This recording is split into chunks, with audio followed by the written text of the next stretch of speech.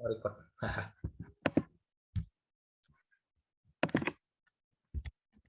Ya, jadi sedikit mengulang saja ya dari ayat Yusuf 111 tadi saya agak lupa. Laqad kana fi qasasihim ibratul liulil albab ma kana haditsan yuftara walakin tasdiqal ladzi baina yadayhi wa tafsila kulli syai'in wa hudaw wa rahmatan liqaumin yu'minun. Sesungguhnya pada kisah-kisah mereka itu terdapat pengajaran bagi orang-orang yang mempunyai akal. Al-Quran bukan cerita yang dibuat-buat, akan tetapi membenarkan kitab-kitab yang sebelumnya dan menjelaskan segala sesuatu dan sebagai petunjuk dan rahmat bagi kaum yang beriman.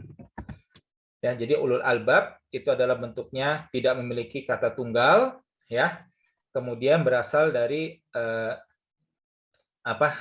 albab berasal dari kata al-labab, artinya bagian dada binatang yang diikat tali agar pelana tidak lepas. Kemudian bisa juga berasal dari kata al-lub yang berarti inti dari segala sesuatu, ya. Jadi kalau lubbur rajul itu dinamakan akal seseorang karena inti manusia adalah akalnya. Kemudian dalam Al-Qur'an kata ulul albab diterjemahkan sebagai orang yang berakal. Jadi kalau dalam makna bahasa, orang yang berakal disebut ulul albab karena mereka adalah orang yang menggunakan akalnya.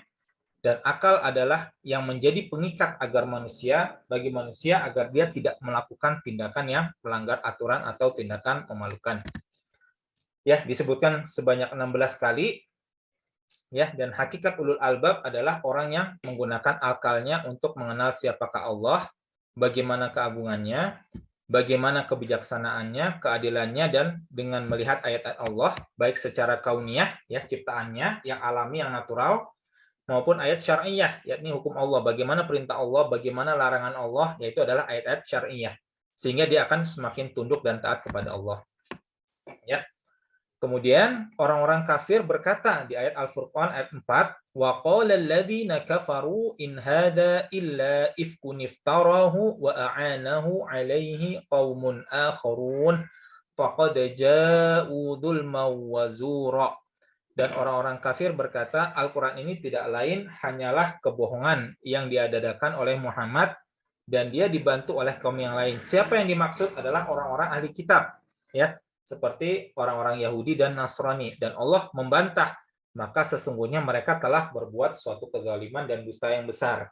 Ya, dan di sini salah satu tanda dustanya adalah orang-orang Yahudi sendiri, mereka tidak mengaku bahwa mereka membantu Nabi Muhammad, begitu. Padahal seringkali orang-orang Yahudi ini demi mendapatkan tujuannya, demi untuk menghancurkan Nabi Muhammad dan kaum muslimin, mereka seringkali melakukan kebohongan. Contohnya adalah ketika Huyai binti Akhtab, ya, dia kemudian ketika ditanya oleh Abu Sufyan, mana yang lebih baik, agama kami, agama kafir Quraisy, atau agamanya Muhammad?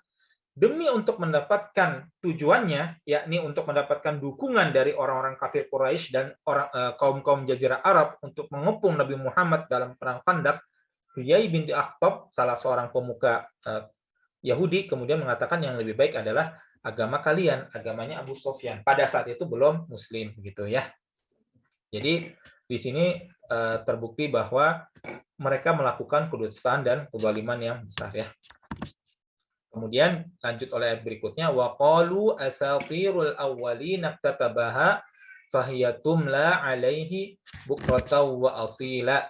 Dan mereka berkata, dongengan-dongengan orang-orang terdahulu. Wa qalu, mereka berkata, asatirul awwalin, dongengan-dongengan orang-orang terdahulu. Uktatabaha fahiyatumla, dimintanya supaya dituliskan dan maka dibacakanlah dongengan tersebut, tumla alaihi bukrata wa asila, ya. Di sini mereka menuduh bahwa Al-Qur'an ini adalah isinya dongeng, kisah yang fiksi, tidak nyata, yang kemudian diminta untuk dituliskan, ya, dan dibacakan tiap pagi dan petang, ya. Maka kemudian Allah menjawab, qul, katakanlah, anzalahul ladzi ya'lamu sirra fis samawati wal ardh innahu kana ghafurur rahima. Katakanlah, ya, siapa yang disuruh mengatakan? Nabi Muhammad, kepada orang-orang yang mengatakan bahwa Al-Qur'an ini adalah dongeng. Al-Qur'an itu diturunkan oleh Allah yang mengetahui rahasia di langit dan di bumi. Gitu ya. Qul anzalahul ladzi ya'lamu sirra fis samawati wal ardh. Innahu kana ghafurur rahima. Sesungguhnya dia adalah Maha Pengampun lagi Maha Penyayang, gitu ya. Kenapa ditekankan sifat pengampun dan penyayang? Karena banyak di antara orang-orang kafir Quraisy ini nantinya mereka akan masuk ke dalam Islam dan mereka semakin baik keislamannya. Contohnya adalah Ikrimah bin Abi Jahal, ya, dan juga Abu Sufyan sendiri. Mereka awalnya menentang Islam, tapi kemudian mereka masuk Islam dan akhirnya semakin baik keislamannya, wafat dalam keadaan berjihad menjadi syahid. Ya, keduanya insya Allah kalau saya tidak salah wafat di perang Yarmuk di zaman Khalifah Umar, ya, ketika melawan Romawi. Ya, kita masuk ke Al-Maidah 48. Wa anzalna ilaikal kitaba bil haqqi musaddiqan lima baina yadayhi minal kitabi wa muhaiminan alaihi. Fahkum bainahum bima anzalallah wa la tattabi' ahwa'ahum amma ja'aka minal haqq. Likullin ja'alna minkum syir'atan wa minhaja. Walau sya'allahu laja'alakum ummatan wahidatan walakin liyabluwakum fima atakum fastabiqul khairat ilallahi marji'ukum jami'an fayunabbi'ukum bima kuntum fihi takhtalifun. Ya, dan kami telah turunkan kepadamu Al-Qur'an dengan membawa kebenaran, ya, membenarkan apa yang sebelumnya, yakni kitab-kitab yang diturunkan sebelumnya dan batu ujian terhadap kitab-kitab yang lain itu. Maka putuskanlah perkara mereka menurut apa yang Allah turunkan dan janganlah kamu mengikuti hawa nafsu mereka dengan meninggalkan kebenaran yang telah datang kepadamu. Untuk tiap-tiap umat di antara kamu kami berikan aturan dan jalan yang terang. Sekiranya Allah menghendaki, niscaya kamu dijadikannya satu umat saja. Tetapi Allah hendak menguji kamu terhadap pemberiannya kepadamu, maka berlomba-lombalah berbuat kebaikan. Hanya kepada Allah lah kembali kamu semuanya, dan lalu diberitahukannya kepadamu apa yang telah kamu perselisihkan itu. Ya, jadi intinya begini. Ayat Al-Maidah 48 ini menjelaskan kata setelahnya, yakni walakin tasdiqal ladzi baina yadayhi wa tafsila kulli syai'. Ya, jadi Al-Qur'an ini fungsinya untuk membenarkan, mengkonfirmasi kitab-kitab yang diturunkan sebelumnya dan batu ujian terhadap kitab-kitab yang lain itu. Maksudnya adalah Al-Qur'an itu sifatnya nanti sebagai hakim. Ya, karena banyak dari kitab-kitab sebelumnya ini yang kemudian dirubah oleh umat-umat yang sebelumnya. Maka kita sebagai umat Islam, patokan kita adalah Al-Quran. Al-Quran ini kalau bertentangan isinya dengan kitab-kitab terdahulu, maka kita gunakan standar Al-Quran. Al-Quran yang benar, kitab yang lainnya salah. Tetapi ada yang sama, ada yang sesuai antara isi dari Al-Quran dengan isi kitab-kitab sebelumnya, maka itu kita bisa gunakan sebagai dalil. Nah, bagaimana yang tidak diberikan isinya gitu? Contohnya, saudara-saudara Yusuf, kalau kita baca dari kitab-kitab umat-umat kitab Taurat itu ada namanya. Ya, nama saudara Yusuf ada Ruben, ada Lawi, ada Yahuda, itu ada. Tetapi di Al-Qur'an ini tidak disebutkan. Jadi Al-Qur'an ini diam. Maksudnya dia tidak berkata apa-apa, tidak membenarkan, tidak membenarkan, tidak menyalahkan. Ya, maka di sini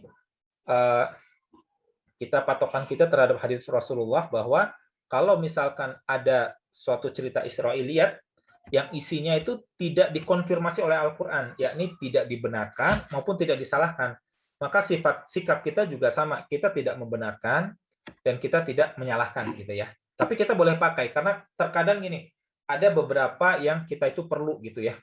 Seperti saudara-saudara Yusuf, ya kita perlu. Dan juga keterangan misalkan Yusuf ini saudara sebapak, yang lainnya itu adalah beda ibu dari ibu yang berbeda-beda, ya. Maka kita perlu sebagai penjelas aja. Penjelas siapa nama ibunya Nabi Yusuf. Kalau di Al-Quran tidak ada. Di kitab sebelumnya ada, namanya Rohil misalnya. Ya, jadi hal-hal itu tersebut kadang-kadang kita memerlukan juga untuk sebagai penyambung cerita, gitu ya. Jadi Al-Quran ini fungsinya sebagai hakim. Kalau isinya bertentangan, maka kita pakai Al-Quran. Kalau isinya sesuai, kita boleh jadikan dalil. Kalau tidak ada, maka kita diam juga, ya.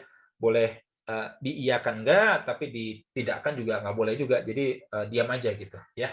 Kadang-kadang tapi kita perlu sebagai penyokong tadi ya untuk masalah misalkan untuk silsilah keturunan nasab, nah itu kita bisa gunakan gitu ya. Beberapa ulama membolehkan. Kalau Abdullah bin Amr bin Al-As dia membolehkan semuanya. Pokoknya kalau Al-Qur'an tidak melarang, maka boleh 100% kita menggunakan keterangan dari Taurat ataupun Injil gitu ya. Kalau menurut beliau, tapi kalau sahabat yang lain lebih cenderung tawakuf, diam aja gitu. Ya, jadi inna hadzal qur'ana yahdi lillati hiya aqwamu wa yubashshirul mu'minina alladziina ya'maluna shalihati anna lahum ajran hasan ajran kabira. Sesungguhnya Al-Qur'an ini memberikan petunjuk huda ya, yahdi memberikan petunjuk, yahdi lillati ya, memberikan petunjuk kepada jalan aqwamu yang lebih lurus ya. Wa yubasysyirul mu'minina dan memberikan kabar gembira kepada orang-orang mukmin. Alladzina ya'maluna shalihat, orang-orang mukmin yang mengerjakan amal soleh, anna lahum ajran kabira, bahwa mereka ada balasan yang besar.